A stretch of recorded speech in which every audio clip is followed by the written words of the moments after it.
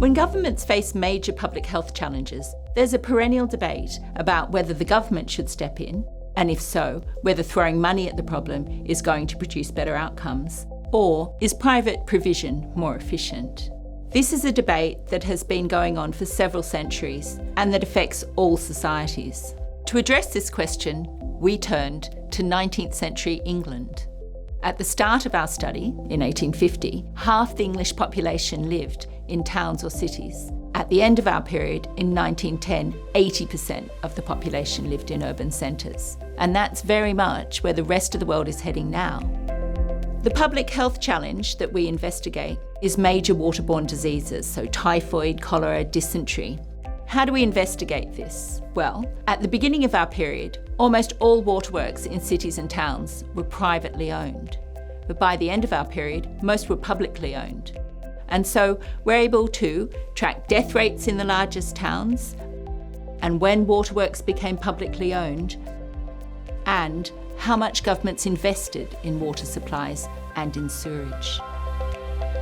Our first finding was that in the early part of our period, so between 1850 and 1880, public investment in water supplies was strongly associated with improving death rates.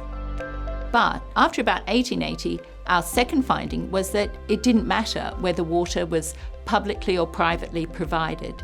The amount publicly invested didn't have a strong relationship with the death rate. So this is surprising, and it looks superficially like a process of diminishing returns. Our third finding was that public investments in sewerage were key to continued improvements in death rates. Although public investment in water did not improve death rates on its own, we did find that higher public investments in water supply increased the impact of sewerage on mortality improvements. That is, there was a synergistic relationship between public investment in water and in sewerage. How do we interpret these findings? We think that early public investments in water supplies were sufficient to provide clean drinking water, and this was enough to profoundly reduce deaths from cholera, dysentery and typhoid. By the 1880s, these gains had been made. The worst performing private companies had been brought into public ownership, and therefore the private companies remaining were providing relatively clean water. From the 1880s onwards, at least in the largest towns, the water supply was therefore fairly clean. And so any further reductions in fecal oral diseases depended on removing human waste from urban environments. And here, waterborne sewerage was essential. So, flush toilets required large volumes of cheap water, and this is where it appears that public provision of water was more effective in delivering this cheap, abundant water that was required for further mortality improvements.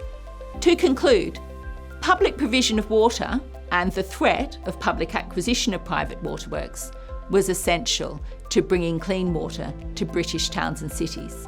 It was also key in implementing effective sewage disposal. And while private water companies did persist in some towns, they were held to high standards by the threat of public acquisition rather than by private competition.